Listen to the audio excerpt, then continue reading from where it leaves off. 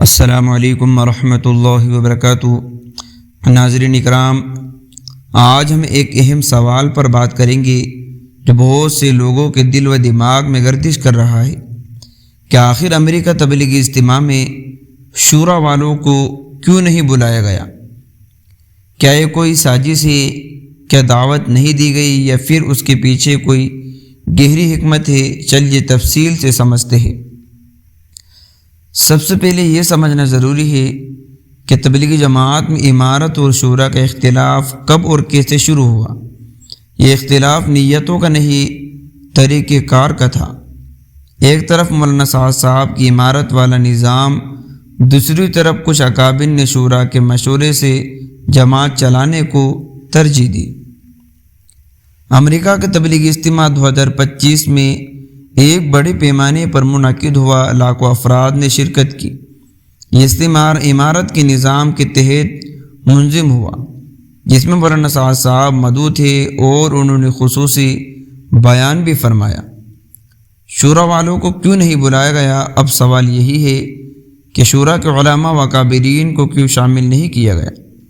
سب سے پہلی وجہ یہ ہو سکتی ہے کہ اجتماع کے انتظام و انصراف مکمل طور پر امارت کے تحت تھا اور تنظیمی پالیسی کے تحت صرف انہی کو دعوت دی گئی جو امارت کے نظام سے وابستہ ہے۔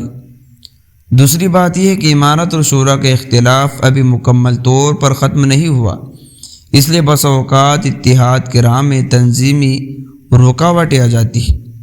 تیسری بات یہ ہے کہ دونوں طرف سے دعوت یا شرکت کا معاملہ حساس سمجھا جاتا ہے، کہیں ایسا نہ ہو کہ اختلاف مزید گہرا ہو جائے۔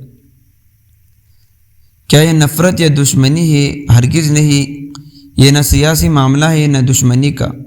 دونوں طرف کے اکابرین ایک ہی مقصد کے لیے کام کر رہے ہیں، دین کی محنت، دعوت اللہ، امت کی اصلاح۔ فرق صرف انداز کا ہے، نیت ایک جیسی ہے۔ امت کو کیا کرنا چاہیے؟ ہمیں چاہیے کہ ہم اختلاف کو تماشا نہ بنائیں، کسی کو گالی دینا، طعن و تشنیع کرنا، یہ ایک دوسرے کو بدنام کرنا، یہ تبلیغ کے اصولوں کے خلاف ہے۔ ہمیں دونوں جماعتوں کے لیے دعا کرنی چاہیے کہ اللہ تعالیٰ ان کے دلوں کو جوڑ دے اور یہ امت ایک آواز ہو جائے۔